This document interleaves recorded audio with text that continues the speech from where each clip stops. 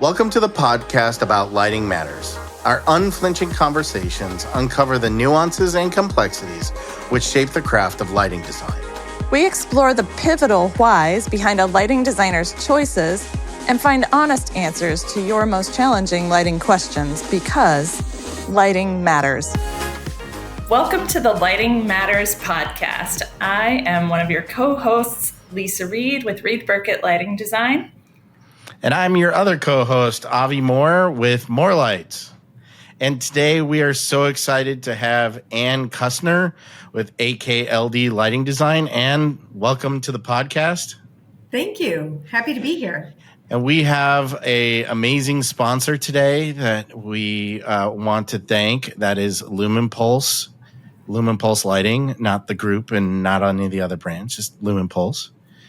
And, I've said it in other podcast things, but I mean, they really came from a great place. We use a lot of their product, love their early ideas on sustainability, which I think we're going to have a little conversation about today. Like their linear product, right? You had screws, you could get it apart as opposed to the other manufacturers at the time were all throwaway products. So I thought that was kind of an interesting place where that company started, and it sounds like they're doing some interesting things too, which we'll talk about later today. But you're hinting. You're getting ahead, hinting at this topic, and I'm excited to have Ann here, who's so passionate about what we're going to talk about today. But yeah, first, Lumenpulse, I've always had good experiences. Even if I've had a bad experience, they've turned it into a good one and fixed the problem, which is really important. Yeah. No, and we've used Lumenpulse as well and found the same results. Yeah, they're a great resource. They have great products to make a design you're trying to make happen, right? They have great tools to make the design work. So glad to have them as a sponsor today. I was just when you said that, I was just thinking about this glass elevator at a metro station, this little glass box, and we were able to locate a wall-mounted product with up and down and glow the inside of the elevator glass, little glass elevator tube. Anyway, yeah, they do. And to have the right product to make it do that, they have it. And they do dolly, so I really love them. Avi. If it's got dolly, I'm using it pretty much. That's the way it works. Or at least my team is, right? So, but Ann, tell us about yourself. Give us a little background on how you got into lighting design and AKLD Lighting Design. Well, a long time ago in a land far, far away,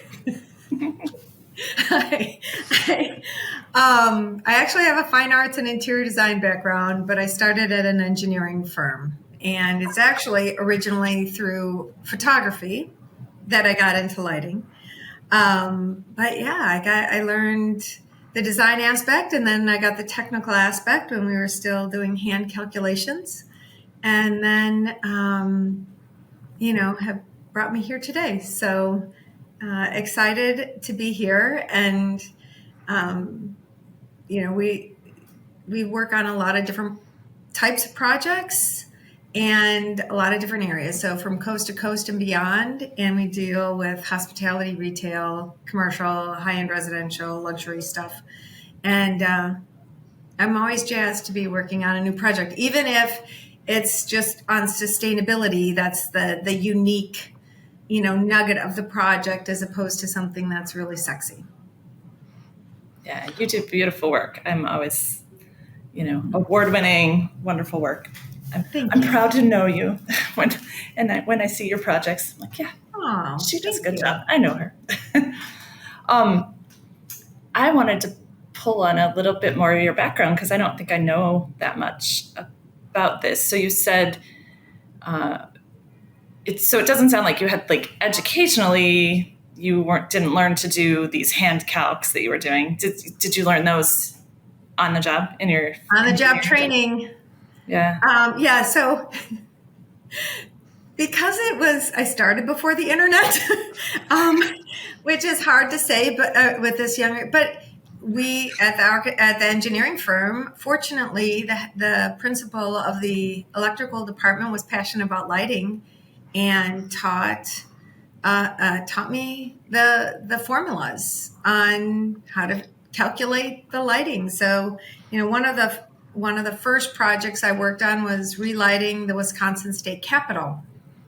And that was about 35 years ago. So between hand calculations and a mock-up, you're able to go, oh yeah, it works. So that's how I started. I mean, now today, with all these AGI 32 and Dialux and things like that, it's fun. It's easy. You throw things in. It's not as laborious. And, but, the technical is a huge part of lighting design. Yeah. Yeah, absolutely. So when did you know that it was going to be lighting? Was it while you were at the engineering firm? Well, it's interesting. So, when I fell out of love for graphic design, I was living with my sister, and she goes, well, you get 5 interior design magazines and 1 graphic design magazine. Have you thought of going into interiors? And I thought, well, interior designers are a dime a dozen. How would I differentiate myself? So I thought either space planning or lighting. And my dad was an engineer. My grandfather was an architect. So this should not be too too much of a surprise. And I was my daddy's girl, and was always down wiring things with him and making things. So I was always, as soon as I heard the bandsaw Saturday mornings, I was out of bed. So that's just where I was. And so that was kind of the background. So when I went into the interior design department, there was only 2 fighter accredited schools in Wisconsin at the time, and one was a mile and a half from where I was. So I said, how about lighting? And she's like, oh my gosh, go into lighting. My father, the German engineer, was like, well, this is in the 80s, either this is going to be an amazing career, or there's a reason no one's in lighting design. So turns out it was both. So right. So anyhow, but God bless him, he believed in me. And after I started at an engineering firm, and then I actually went to be an in-house lighting designer at a distributor, which was talk about totally different end, but totally amazing education, right? To learn the whole process of purchasing and markups and all the things that happen behind the scenes. And the most stressful job ever. People ask me every once in a while, why don't you sell fixtures? You could make so much money. I'm like, never, no, ever. So, anyhow, been there, done that. I don't need that stress in my life. But I was working 80 hours a week, and a big project came, and I had worked with this designer before, and I was already starting to look like this is ridiculous.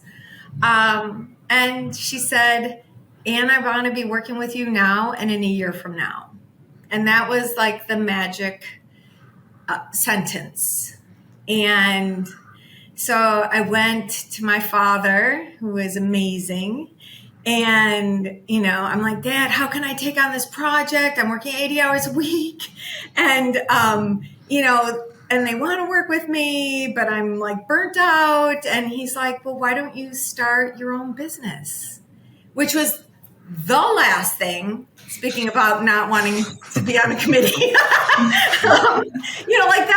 That was not me. I didn't even think I was smart enough to go to college, quite frankly. So I'm like, my own business. I'm like, Dad, you know me. I'm a designer. I don't know taxes, insurance, accounting. And he said, Anne, you go into business for yourself, and I will be your business manager. Huh. And I think It took me, I know, Wow. a whole 3 seconds. And I, like, what could go wrong? My dad's going to help me. It's the perfect backing. Yeah. So that's how it started over 30 years ago. And so that's kind of how it got started.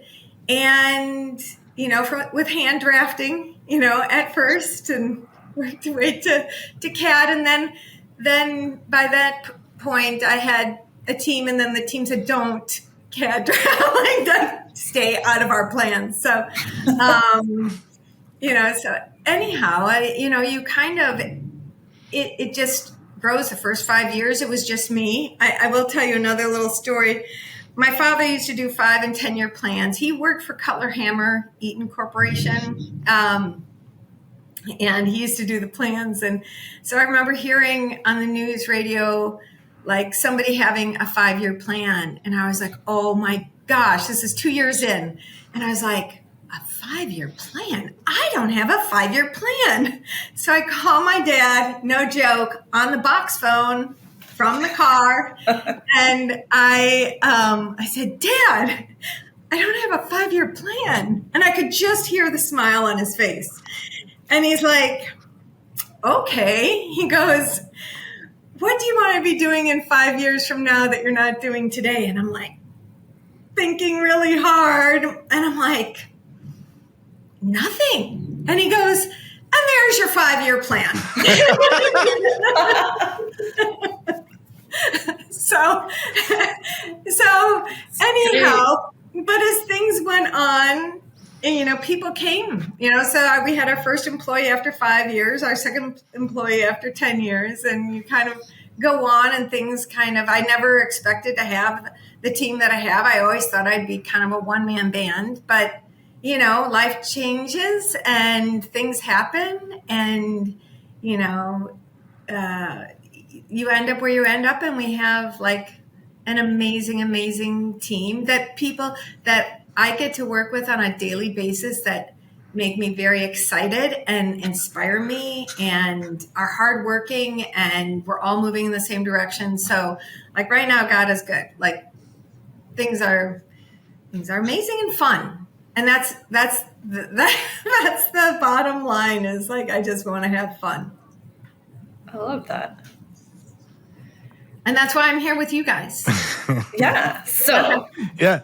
No, and so Anne, with where you've gotten, and you've been now on the speaking tour, yes, talking a lot about sustainability. I saw your presentation in New York at Education. By the time this is released, you will have spoken at Light Fair. Mm-hmm. I'm curious how many people show up to Light Fair, and I'm curious how Light Fair goes. I'm also very curious what happens with your presentation at Light Fair, because I think it is a very poignant topic. Do you want to maybe start telling us a little bit about like the precipice of where you got interested in this sustainability idea, and like unpack the word sustainability as you're going after it, right? Like it's not LEED, it's something else. Well, and we started calling it sustainability, but then sustainability is a lot of different things, right? On a lot of different levels. And at the root, it is sustainability, but we started calling it maintainability, because even though you can have a fixture that is, fits through all of the hoops of well building, living building challenge, all these things. If you have to throw it away in 7 years because you can't maintain it, like, why did you go through all those hoops? What a waste. Yeah. And actually, now that I say it out loud, we should be looking at maybe talking about, well building and a pedal, and part of the pedal means that you don't have to dispose of the fixture when it, has, because it can't be, the LEDs can't be changed, or the drivers can't be changed. And maybe inspiring already. So It started actually with projects that were coming back to us that had fixtures going out. This is after 5 years. Everybody is hung up on the warranty. Well, what about the warranty? It's like, yeah, but I want this fixture to last 30 years. I mean, if it's in higher ed, if it's at an airport, if it's at a school, if it's at a campus, like a corporate campus, they don't want it to last 5 or 10 years. They want it to last, like, this is an investment. And I mean, if we go back to the beginnings of LED, everyone was promoting these products that last forever. You know, they were selling this story that they last 30 years, right? Oh, that's what we were hearing. No, I think I remember forever. So that's true. I think forever. In fact, no joke. I talked with an architect a month ago, and I was talking about, like, how long do they want this project to last? And she's like, well, I'm not sure. Let me ask the client. I'm like, okay. And she goes, why do you ask? I'm like, because there's a life cycle. And if they're on 24/7, which in this place they would be, then, they don't necessarily last that long. And she's like, wait, what? LEDs don't last forever? And I'm like, that must have been some headline on a USA Today, sometime in a long time ago. But that's what people think. They think LEDs last forever. And the manufacturers, some of them, quite frankly, have designed their fixtures as if they lasted forever. Like, math went out the window. like the life of an LED, the life of a driver. Oh, no. What is that? But it's like, do the math. It doesn't last as long as you think. For instance, a 50,000 hour fixture, if it's on 24/7, like many municipal or hospitals or whatever, it won't even last 6 years. And so people, it's like, oh, there's a wake up call. And so during this and this speaking tour, it started last fall at the AKLD up in Banff. And we started going through this, and let me actually back up more than that. So it started happening to us. Our clients were saying, hey, this isn't working anymore. How can I fix this? And what I realized, like, holy smokes, how are we going to fix this? How can these be fixed? And what kind of fee do I get on fixing one of my projects? Like, 0. So it's like, I don't want to lose money. I like doing charity and things like that, but it's like, no, I can't get I want to maintain, we're designers, right? We're not necessarily facilities managers, so we want to make something that's going to last a long time and minimal or easy maintenance. So that's a big deal to us. And we are actually starting to ask our clients now, how long do you want this to last? And they have never heard that before. Yeah. Never heard that before. So that's kind of how this started. And so, and I'm going to step back a little further. Avi, you and I were on the next gen luminaire discussion, a dozen years ago, and we were asking about life at that point. And the point is that was always part of our vocabulary, but with the energy codes coming, it was like, okay, everybody's drinking the juice on the LEDs. Let's just go ahead and we're all there, thinking that the manufacturers would also be thinking, oh, this is not going to last forever. We better make sure that this is changeable. So that's how this got started is, then on the speaking tour of things, Andrea was having problems with schools in Texas. And their fixtures, their driverless fixtures started flickering. And these schools don't have electricians on staff. Can you imagine? And Avi, I know your son's school had the same thing with flickering lights. It's like, it's hard enough to get these kids' attention to have flickering lights. It would drive me nuts. So she actually thought, maybe I should talk about this. So she actually reached out to Rachel Fitzgerald from Stantec in Denver and said, hey, Rachel, are you interested? Rachel's like, flat out no. Yep, not interested. Until like a week or two later, she got a call from her client from 5 to 6 weeks earlier. And they were like, hey, we're having problems with our office fixtures and having a number of fixtures going out. And they had a 10-year lease. They didn't. Hey, I'm gonna clarify, because she got this call right after she had told Andrea no. Yes. And it was a client. I just want to make sure, because I think you said 5 to 6 years earlier. Is that what it was? Yes. Okay. The project that she had designed 5 to 6 years earlier, and thank you for clarifying. No. And so then she gave Andrea a call, and she's like, "Okay, I'm in."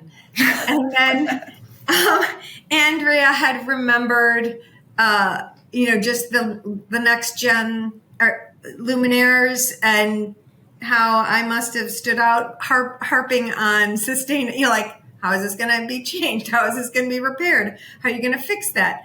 So that's kind of how that started. And so what we did was we put a Survey Monkey out because it was at the IALD conference.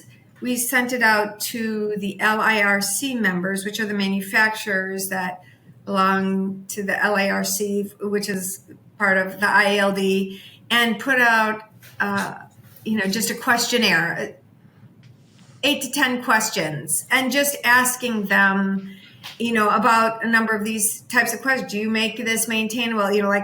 What are your thoughts on this? Do you know the life? This is my favorite question. Do you know how long your drivers last? Everyone, 100% said yes, until you ask them. And then you're like, okay, how long do they last? And they're like, yeah, I don't know. So they thought they knew. Yeah, they thought they know, or somebody there knows. So that was also, just eye-opening. So what we found out, and then we interviewed them. We interviewed a number of, each of us individually took a handful of manufacturers and asked them about this. And the one surprising comment that I consistently heard was, well, we could do that. Oh. Yeah. It wasn't, we're doing that. We're looking into it. We're on it. We've designed it that way for years. And some of them have. They're like, what? Other people aren't doing that? And I'm like, So, and then, I just remember one person said, but we're always trying to design, something brighter, smaller, sexier, whatever. And it's like, yeah, but, so it was very interesting hearing manufacturers and their wide array of answers, on this. And so I think it was interesting when we gave the talk. Actually, it wasn't in Banff. It was down in San Diego. My bad. I just remember we were sitting. I was there. Yeah, we were sitting in, these ballroom things, looking up, and they have 12-inch diameter downlights. Clearly there for 30 years. It's like people want fixtures to last longer than 5 to 10 years. Right. And we even got a call in our Denver office on a project we hadn't done, but it was a mixed use building, but in the public areas, someone had put linear LEDs and this, that, and the other thing. And the facilities manager's like, how sustainable is this that I have to have an electrician come every other month to fix something in this huge truck? Where's the carbon footprint in all this when I have all of these things, happening? So I think it's a bigger thing. And I feel that it's this tidal wave, maybe tsunami of maintenance that we are going to have to address in these next number of years. because of that. Right. So I was super inspired after hearing your presentation to be very deliberate. Every manufacturer who came in after that, I would ask sometimes, but I've been very deliberate since then to ask about, modularity and maintainability and what they have. So I'm curious if you could tell me, what questions do you ask manufacturers when they come to your office about that? Yeah. Well, I ask them, like, can we change this out? Can we, if I'm really interested, if I'm not really interested, which sometimes, you know how that goes. The more interested I am, thanks for lunch. Yeah. The deeper I become a pit bull. But it's like, well, how can I change this out? And how can I specify this LED, chip or, disc or whatever? Because I want to be able to, I want to be able for my client to purchase a number of those upfront, along with drivers that will work for that. So I'm asking, how do you do it? And I actually usually make them do it right there. Okay. And then a lot of, some of them are like, oh my gosh, I know you can do it. They told me you can do it. I can't figure it out how to do it. I'm like, well, let's figure it out. And if it sits on my desk. How do you get it open? I don't want them to do it. I want to do it myself and open it and then lose all the parts. I mean, just kind of bringing it back just for the audience at large, right? What we're really kind of getting into is, and an NGL back in the day, we were all very much about this light bulb you could unscrew, or a fluorescent lamp you could unplug, and a ballast in the fluorescent world that you could get to, or metal halide lamp you unscrewed, ballast you could replace. And all of a sudden, we were seeing, as the NGL and lighting designers, we were seeing these things that, there's circuit boards and drivers that were on board or whatever it may be, and things you couldn't replace in service. And as you were saying, right, 30 years later, the ballroom we were just in, actually, Casey and I were in a ballroom here locally that has a 50-year-old lighting control system. We've never seen that system ever anywhere. It still functions, but now they're just getting to a point where it's time to upgrade it, right? So, and we'll talk about controls as well, but this idea that, it's going to last forever so you don't have to service it, got lost. And the NGL group, and you were part of that group a couple of times. We had lots of different lighting designers. We literally took fixtures apart. And the fixtures that all ended up getting listed by NGL typically had some kind of service methodology, right? How do you get to the driver? How do you replace the LED array? And I think that has continued on in some cases. I think each one of us have different ways of approaching it, but there's a lot of work out there that hasn't had that. Yeah. And we have this other maintainability issue right now in the market too, which is you can't get fluorescent lamps and metal halide lamps anymore either. So not only is this topic so important based on LED selections, but also finding that methodology for the old fluorescent stuff. Like 8 years ago, fluorescent projects, it's done. It's gone. We're actually working on a school right now, 8-year-old school. They can't turn the lights on in the classrooms because the lighting control system's not manufactured anymore. And they have cleared out eBay of parts, and they've also cleared out eBay of lamps and ballasts.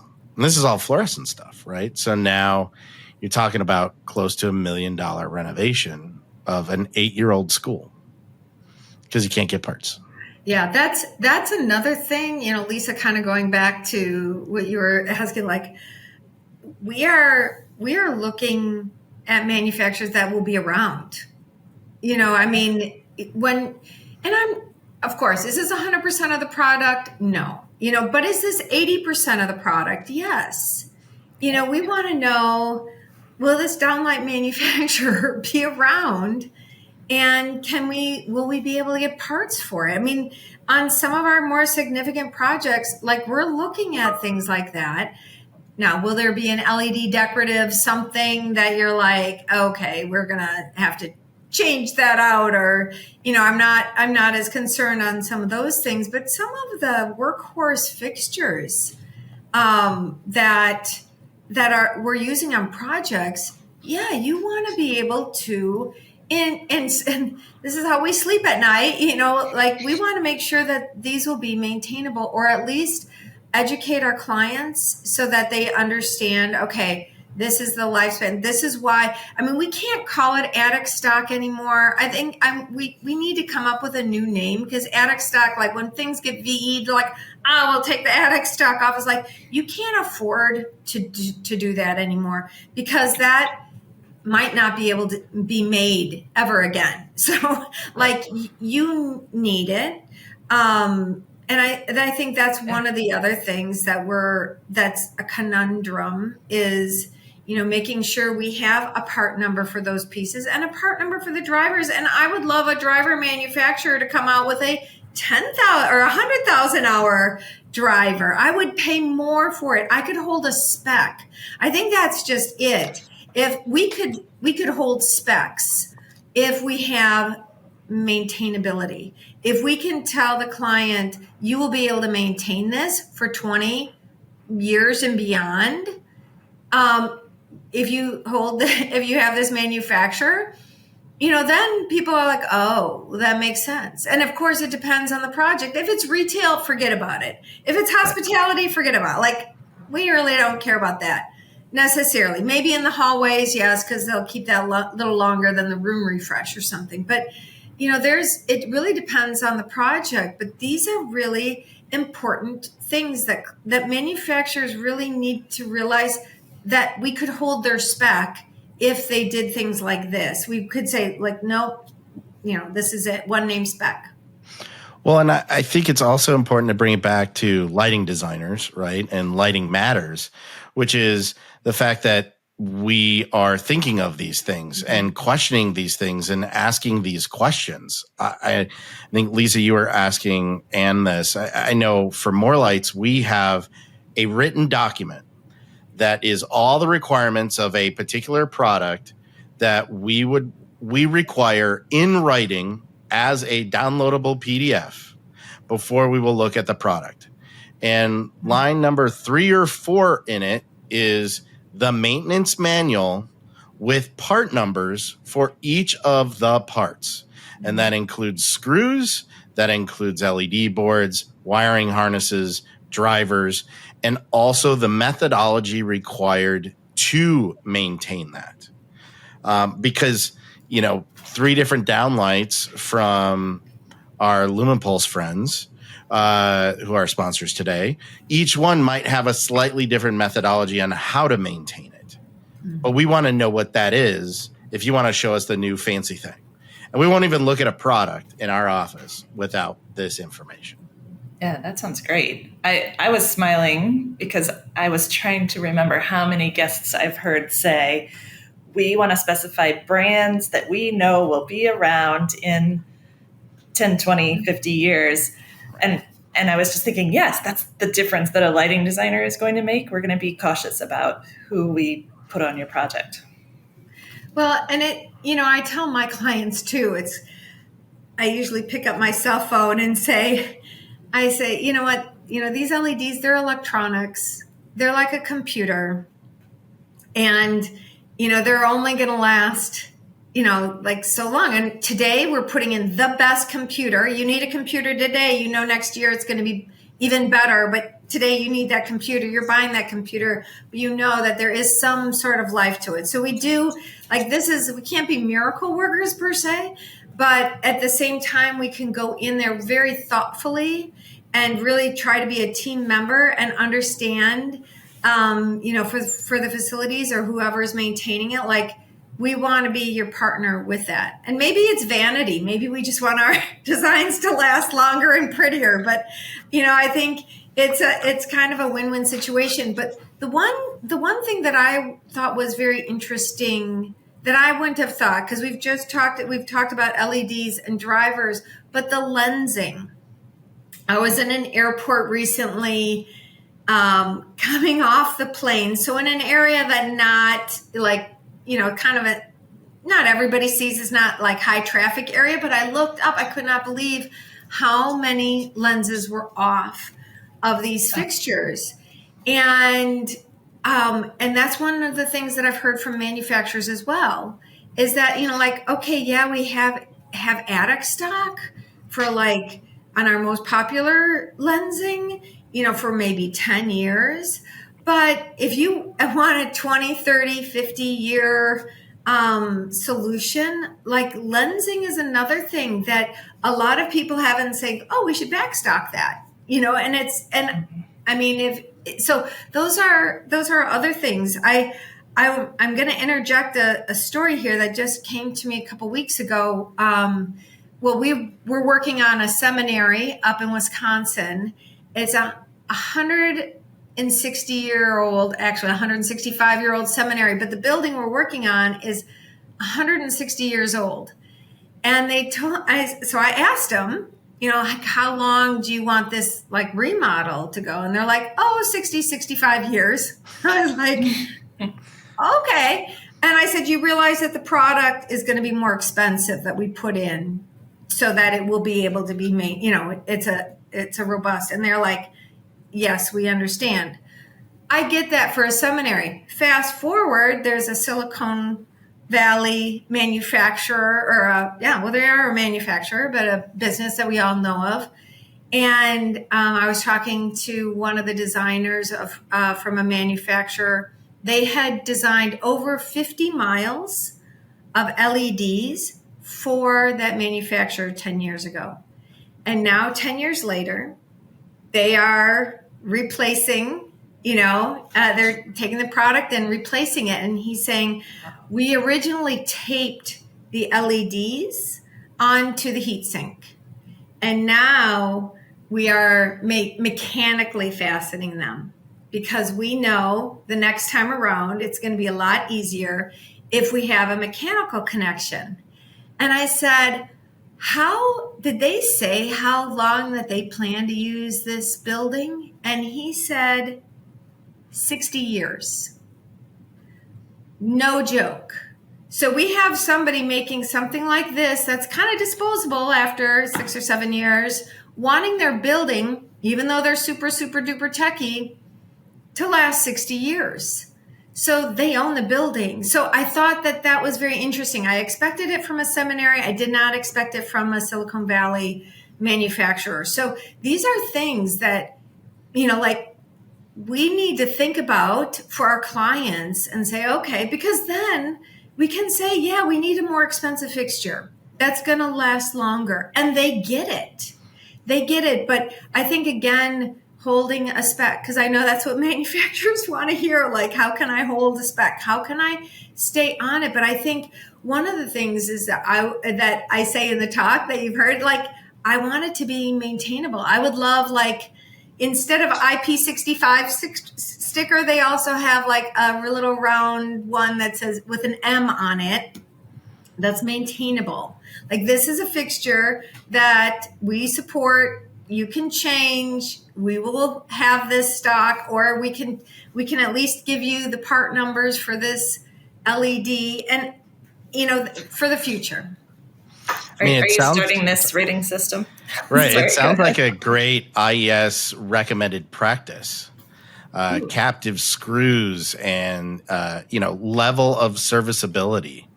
Because I was thinking about it. I mean, a lot of what we have done is not only look to products that are maintainable, but also step our foot a little bit into the means and methods and describe specifically how we expect the method of tape light to be installed, right?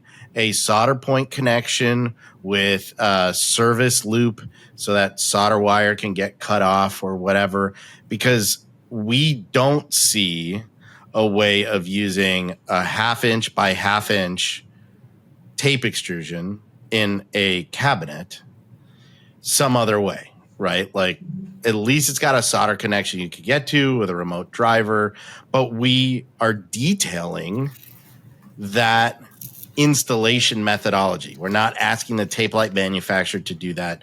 We're saying, hey, contractor, this is how you have to do it. Because somebody's going to have to service it at some point, right? Right. I mean, that all impacts the serviceability. Yeah. And Ann, you said it, and it's something I say all the time. When you buy 100 computers, one of them's most likely going to be a dud. It just happens. We're buying, on a particular project, thousands of chips, and we're expecting all 1,000 of them to work perfectly the first time. Mm-hmm. I mean, I have never had a project that every single fixture showed up right, installed, and functional from the factory, not an installation issue. And I think we actually give our contractors a little too much grief. They, most of the time, do a great job. The factories actually create a lot of challenges too. And you know, if you can't service it, then you can't even finish the job up front, right? We're not even talking about maintenance in 5 years. We're talking about just opening the job next week when a fixture's not working. Like, you're gonna rip out the drywall? I mean, that's crazy. And that's a good point. And I guess because a lot of the fixtures that we work on are more, you know, mudded in specialty ceilings, you know, that's where I'm going. A lay-in grid ceiling, okay, it's a big deal. Even a cove, not that I want to rip out everything and all that, but it's like some of these things are easier to maintain. I think too, when you were saying that, I was thinking, you know, some of the more gnarly maintainable fixtures that are really in high ceilings and et cetera, we're remoting the drivers. So like, let's make it easy for them to maintain. I'm not going to do the whole project with remote drivers, but like, let's make it easy so that if they, you know, in this mechanical room up close to the, you know, on the third floor, that we can, we can remote the drivers so that when it goes out, we can change it out. Nobody even knows the next day that it, you know, is even out. So, you know, really trying to think thoughtfully through those areas of like, okay, what makes sense. You know, and you were talking a lot about drivers being kind of one of the biggest problems. Mm-hmm. I find it interesting that you're starting to see this move towards low voltage DC input for drivers. My understanding, and I am no driver expert, but my understanding is 50% of the driver, and the thing that is the biggest failure point is all the voltage modification from 120 here in the States or 277 or 240 down to 57 volts DC or 24 volts DC. I mean, half the driver is just doing that. Mm-hmm. The other half of the driver is doing that last bit of 57 and how many milliamps. And again, lighting designer, not an electrical engineer. But if you were to distribute DC, now you have a driver that has far less components that are really only made for the lighting industry and are the failure point.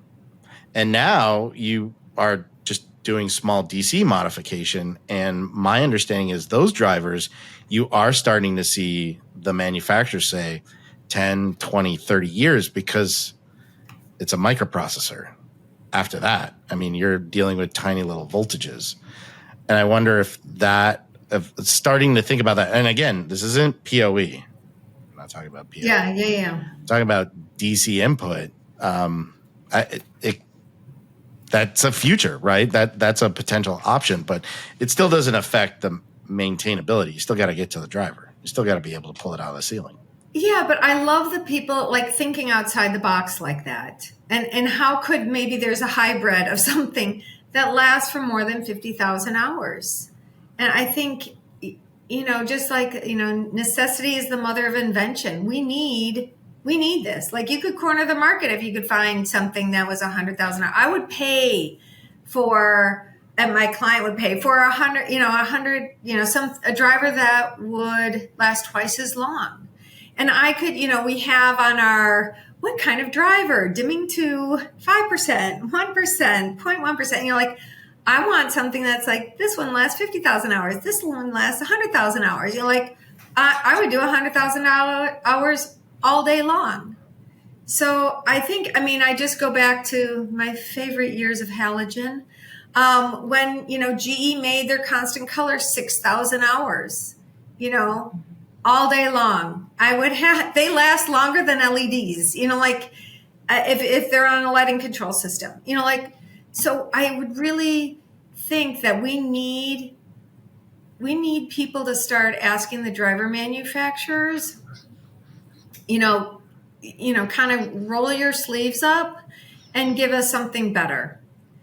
And on that note, I'm going to ask you guys a question, because I have heard both answers and I still haven't gotten to the bottom of it. But when I have brought up, I would like to put drivers on the shelf, for attic stock, I've heard people say both ways, they lose their shelf life. The way they say it, like, if you do it, you're losing the shelf life of the driver, as if it's like a battery. And I've heard of others that say, that was for ballast. That's not for this. But I would like to hear if you guys know the answer to that. Lisa, you want to go? Or I will say I don't know the answer. I'm not your source for the answer, but Avi might. He knows all these things. So we did a big school in Wisconsin. So I have to tell a story to answer your question. We did a big school in Wisconsin, lots of different products in different places. It's all during COVID, so we had all kinds of issues of fabrication, yada, yada.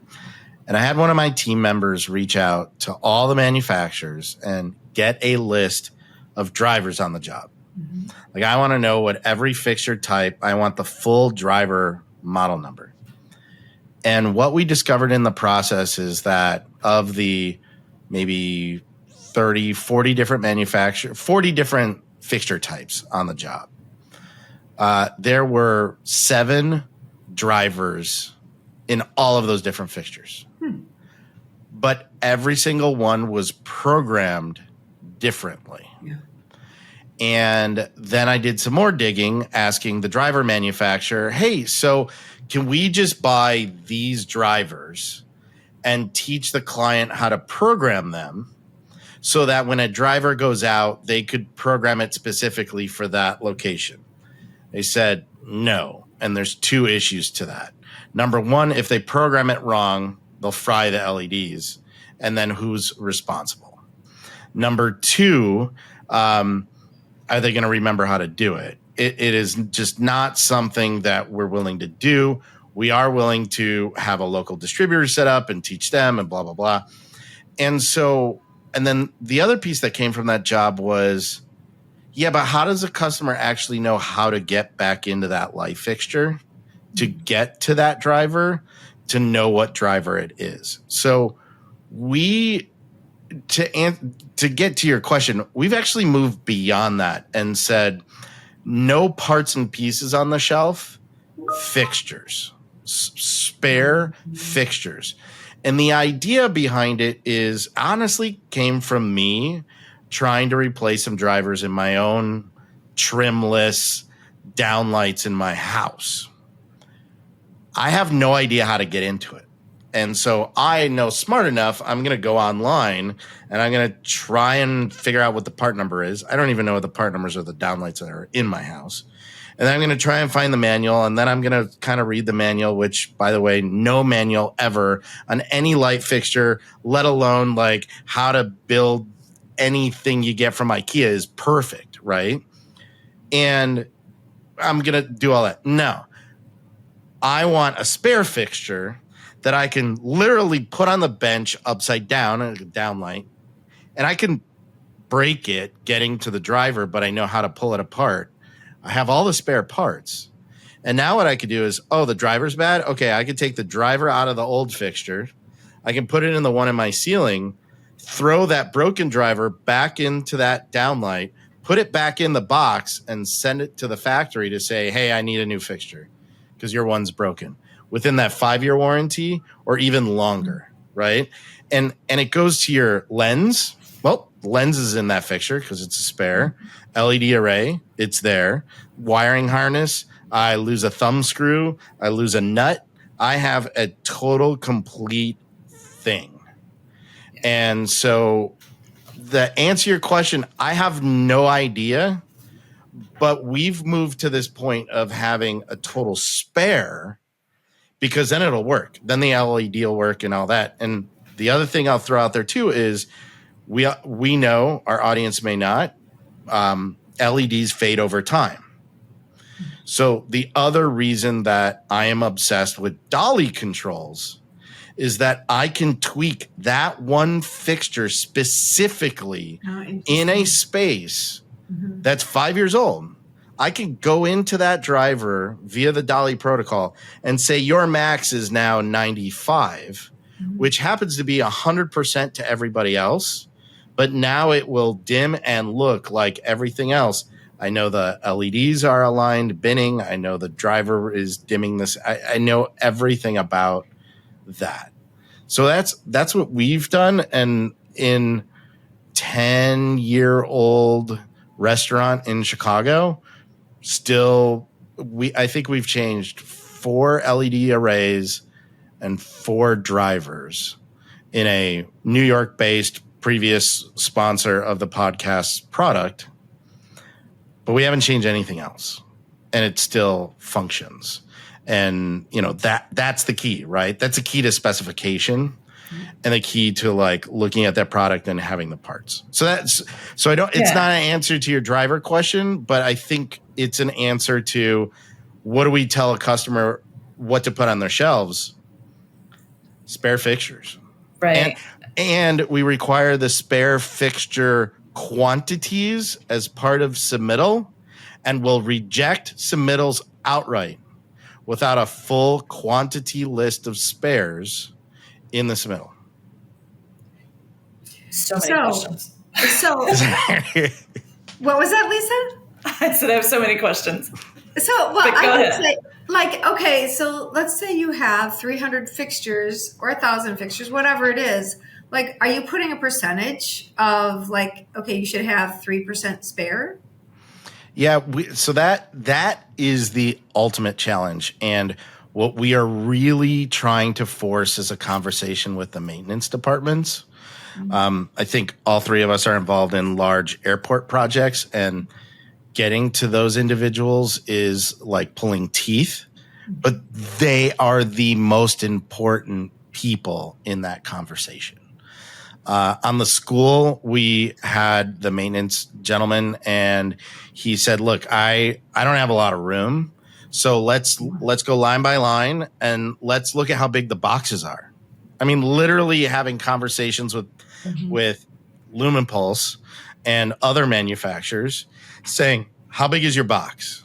Okay, so we want like 3 of those, but can you do separate packaging? So, because I don't need all the brackets and I don't need all that other stuff because it's going to be above the drywall, but I want the housing and the driver and LED like all in a box.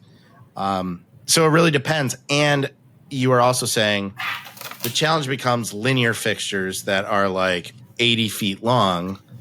What do you do for spares there? And we have...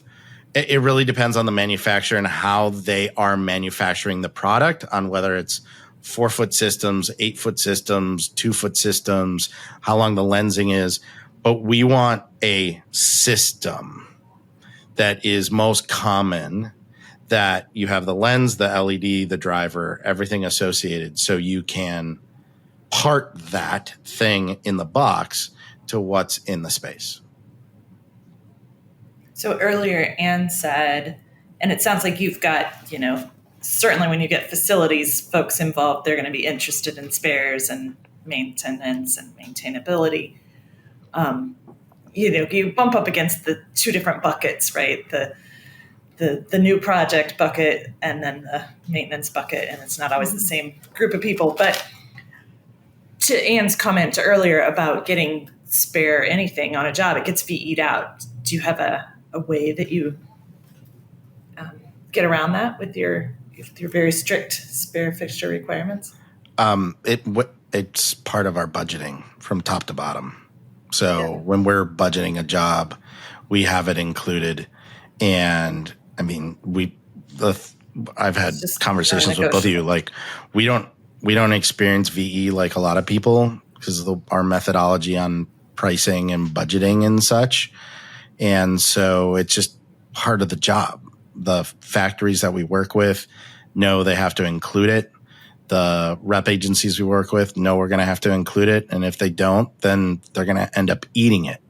We actually have a job right now that the contractor pulled it out, and the maintenance team and the owner and everybody else is asking, where is all that? Because again, it comes back to, this project is a space that we all experience probably on a weekly basis. They're notorious for not maintaining because they don't have the parts or the people or the time. Okay, but if you create a system that they can, then then the higher ups can say, wait, how come you're not maintaining this? You have all the parts. Yeah. I think that's key, though, Avi, is to get it in at the beginning. You cannot, I think that's one thing we try is to get all the accessories, lenses, extra lenses, all that up front in our initial, out for pricing, lighting fixture schedules, because nobody wants to pay for, what do you mean you need some different optics? No. Although we were just on a project the other day, and we're like, where are all the optics that, oh no, this is just what they gave us. I'm like, yeah, I'm sure it is. It's probably in some garbage dumpster somewhere. So, but I think you need to get it up front, and again, education, just so that the client knows. So I was on a call yesterday. It was for lighting control stuff. And we get this what? This went up this much, and part of, so we talked with the AV contractor, and, sure enough, 30% of what it went up was attic stock for them. It's a very remote project. So the AV contractor is like, I don't want to have to send a guy up there, go, oh, this is wrong, come back, order it, wait for it to get ordered. Oh yeah, go way up into this remote project. So he wanted to have things on the shelf. I said, you have to tell the client, this is what you did, because he thinks they were ads, at the end of a project, why is this inflating so much? But once the client understands why that was added, it'll be like, oh yeah, that makes sense, but I think it's education to the client as well on those types of things. We need to put this in there for this to last, for you to be kind of, in a way, effort free. You don't have to worry about this because you have the parts. Well, and you mentioned controls. It's really important also to remember that, and write into your specs and owners out there, you own the programming. You want raw source code of the programming that's in your home, in your office, whatever it is. You want to own that code. You're paying for it. You should own it. Mm-hmm. It should be on a USB stick that you can then hire somebody else if you want to. It's really important. And also being mindful of, spare parts, spare pieces, keypads, dimmer modules, dolly modules, whatever it may be. Even if you have a dolly system, what fixtures are tied to what groups tied to what universes? They're no longer loops. But having all that information, because there will be something. These are 10, 20, 30, 40, 50, 60, 100-year-old projects. Yeah. And somebody's got to figure it out. And you got to have it. And Carla, my friend, you all know, was just so excited showing me last night. I got new buttons for my keypad in my kitchen. The old buttons were disintegrating, things you don't think about. They're 20 years old. and she needed new buttons. So it's true. And I think too, we're looking at lighting controls in a different way, and manufacturers in a different way, because we've worked on, we've been around and long enough to see projects that it's like, okay, we have to rip out the entire control system.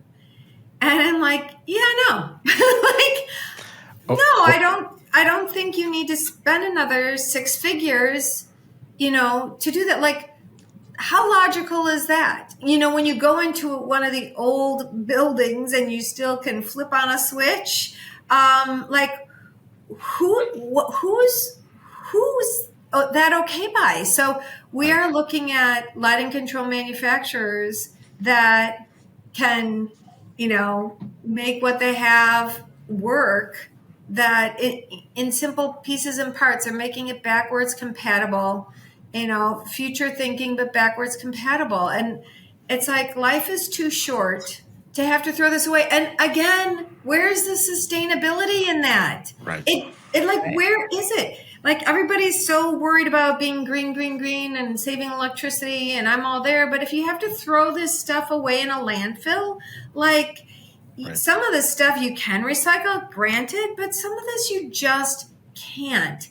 And after 7 years, it just doesn't make sense. And I don't care if it's recycled aluminum, if it's only lasting for 7 years, whatever. And so part of the talk I'm giving them, see this medium screw base? It looks really sexy to me. Right. It looks amazing. I can, 100-year-old fixture, I can screw something into it. And guess what? It works.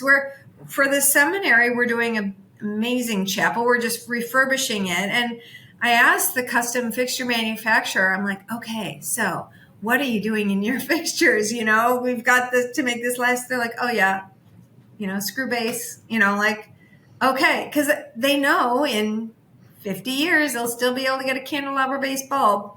And, I think we just need to really think long and hard on some of these applications.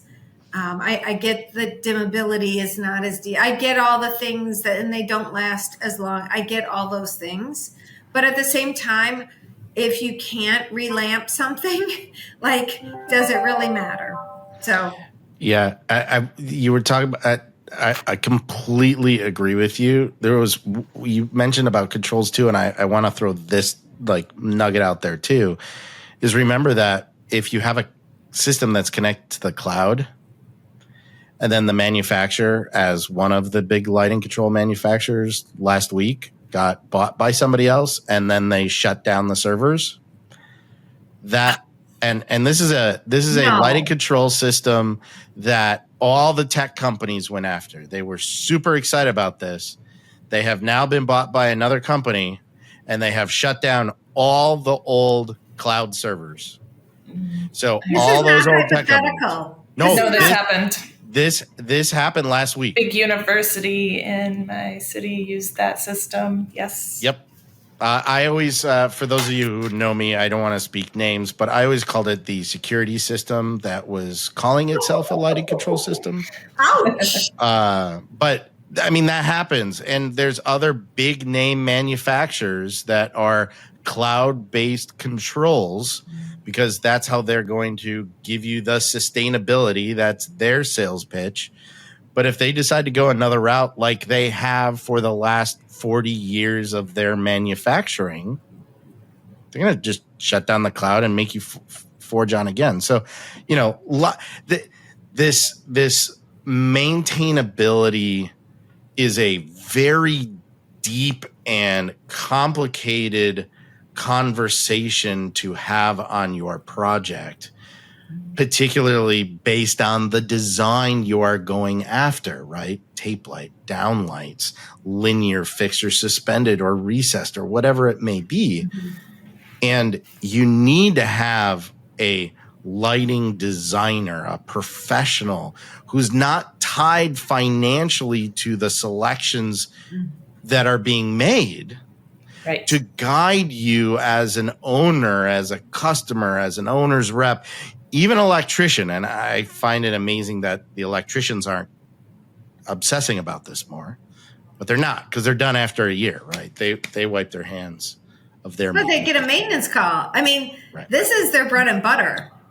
I just remember an electrician told me years ago, and if you were on one of my projects, I wouldn't be able to make half as much, because they make it from change orders and maintenance and service, like all those things. So I don't think we're going to, not dissing any electrical contractors, but it was like, another sales call, another, job site call. So like, I don't know, but that's huge. And I remember we used to work with one manufacturer a lot, and they always made their products backwards serviceable until Gen 4, and then they were bought out by a big guy, and they're like, yeah, we decided,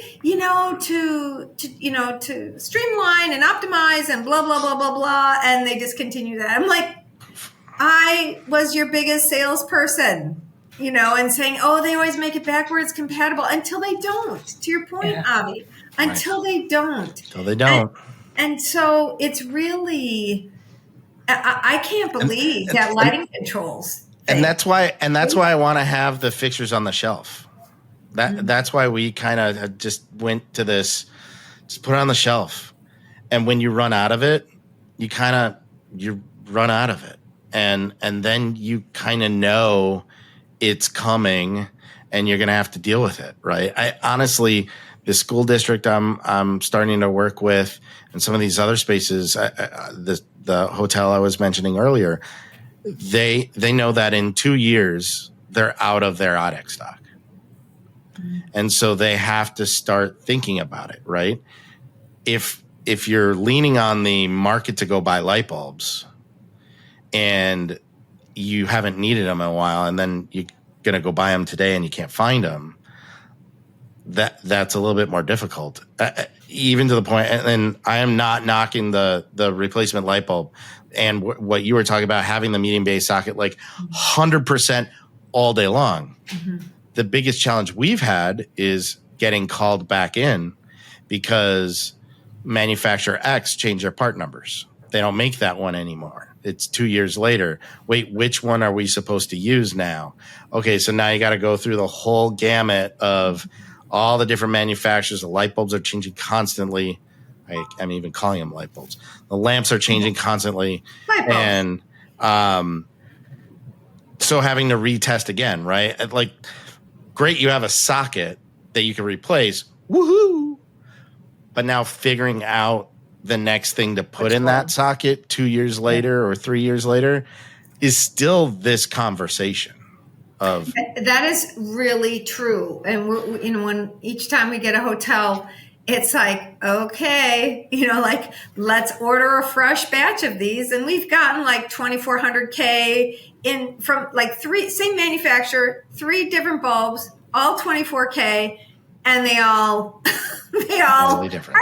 I like these two. This one's creepy, and to your point, but we're just working on a country club right now, and we have gone through twice already. We have spec lamps at the beginning, okay, those were discontinued. So we came up with a second one. Those were discontinued, and we're like, we're out. we're out. Somebody else has got to come and help us. We can't specify this. And to the point of, it's kind of like, how TVs are never selected until like 3 months before something's opening, because technology changes and all that. I'm like, I feel like we need to do the same thing for light bulbs. Like, 3 months before we'll start looking at those, and then we'll tell you what it is. Throw in a generic number for right now for those bulbs, and then we'll figure it out right before the place is about to open. And of course, you risk people being out, or there's backstop, like whatever, but it's crazy. I think you just use the the part number should be AKLD 1582, and it's $25. And so when somebody calls and says, "Hey, I need the pricing," it's like, yeah, it's $25. We'll tell you what it is in 9 months when you actually need them. There you go. But there's a lot here, and I think that what's important about this subject, as we kind of wrap up, is that there isn't one answer to this challenge other than hire a lighting designer and ask them what their standard is. How do they deal with this? And make sure that if you aren't working with a lighting designer, well, shame on you, but that you ask the questions of whoever's supplying all this stuff and make sure that you know how you're going to change a light bulb a year after, or when that first computer chip fails a week after opening. Yeah, I think it's awareness. I think people need to become aware that these things don't last forever and they don't look as white as the right white that you want. I was in an airport the other day. Of course, I'm always taking pictures, but it's just like white, green, white, green, it's like, oh my gosh. But, so I think people just need to be aware, like LEDs don't last forever. What am I going to do? If it's surface mounted, that's one thing. But if it's not, that's a big deal. And so it's really, it's just kind of that awareness. What's your life cycle? How long do you expect this to last? And I think is a new question that I never necessarily thought I would have to ask. But when they're coming back to us, for zero fee, saying, how can you help me fix this? You have to say, you know what, life's too short. I don't want to be fixing old projects. I want to be designing new, fun, exciting projects. So I think it's just kind of a new awareness. Yeah. I mean, to that point, like I think you both know, we started a maintenance division. We maintain one of our restaurant clients, all their restaurants, hourly, because we got done doing it for free. Yeah. And it's been very successful for them. It's been okay for us, but at least we know it's being taken care of, right? But yeah, how do we find a solution to maintain these projects and educate contractors, the owners, whoever, build systems appropriately so they can maintain this for 60 years plus? Yeah, so they can. And like Ann said at the very beginning, she gets excited about the new projects. So always. Yeah. Well, Ann, thank you so much for joining us today. A little word from our sponsor today, Lumenpulse. You're familiar with Lumenpulse's expertise in crafting top-tier exterior luminaires for bridges, buildings, and plazas. Well, you've also been bringing that same proven design excellence to their interior lighting solutions. If you're looking for interior architectural lighting that delivers outstanding performance and unmatched versatility, Lumenpulse Lumencore family is the answer. Again, this is brought to you by Lumenpulse. For dynamic color changing to high performance dynamic white source point to linear cove and grazing, they're transforming indoor lighting experiences with the use of lighting designers. Let's explore OptiLight Plus and OptiColor. Two of Lumenpulse's advanced technologies with LumenCore collection. OptiWhite delivers constant full spectrum white light with smooth color temperature transitions. While OptiColor Plus enables dynamic RGBW color control, allowing for vibrant, customizable lighting to fit any space. Stay tuned, Avi, because I might not finish this. Yeah. For flawless recessed wall lighting, look to the new LumenCore Invisio wall wash, which ensures smooth, even illumination across the entire surface, eradicating scalloping and offering industry-leading on-center spacing. Say goodbye to uneven lighting and hello to impeccable wall coverage every time. What makes LumenCore stand out is its flexibility. Go ahead. Oh, whether you're after precise downlighting with recessed or cylinder fixtures or stunning linear solutions for cove and grazing applications, Lumencore adapts to your vision by offering field-changeable accessories and optics. Plus, with over 15 control options, including the only thing you need, Dolly, although if you're doing color-changing DMX, and 0.1% dimming, you have full control at your fingertips. Stay tuned for even more exciting products, as you'll be seeing more Opticolor Plus throughout the Lumencore collection and elsewhere. With Lumencore, you're not just illuminating a space, you're bringing your creative vision to life. Ready to take your design to the next level? Visit the Lumenpulse website today and explore the endless possibilities of Lumencore. I tell you, when I saw that first Lumencore, single cell RGBW with that funky optic thing, I was like, "Whoa, man, this is gonna look terrible on the wall." And then I shine on the wall. I was like, "Wow!" And each cell is different, so you got to get like a certain distance away to get it just perfect, and it's just smooth. And I was like, "Why are you doing all that?" It's like, because you can never get it perfect. So this way we can get it perfect so the light looks right and you don't have what Sean Murphy in my office likes to call chiclets. It's like, cool. Yeah, good thinking. Somebody over there looking at optics and how this all goes together. And then I asked the question poignant to this conversation. Yeah, how do you know that's going to go back together right? It's like, well, it doesn't matter. That's the whole concept. Like, you can do it however you want and it'll work. We'll ship it and that's the whole reason of the funkiness. I'm like, sweet. Cool deal. And on that maintainability front, they've done a couple things. One is, and I forget if it's their L70 or L90, but they have 250,000 hours for downlight, which trips my trigger for maintainability. And they also have a refurbishing program where you can send the fixtures back and they will refurbish them, which is huge. Like to have a manufacturer that has invested in that. So that's to have them as a sponsor is perfect, a perfect fit because they are already thinking maintainability. Yeah. Well, nice. Thank you again, Anne. Welcome. Lisa, lovely to see you again. Good Chicago people, love it all.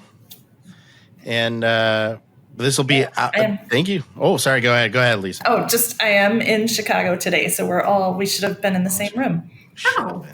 Yeah. Anne's in a stone throw away. Although I can't throw that far. But, yeah. Anyway, great. Thank you, Anne, for sharing your insights. It was really good. My honor. Thank you. Lighting matters. As we wrap up, we want to reiterate how much we value your time.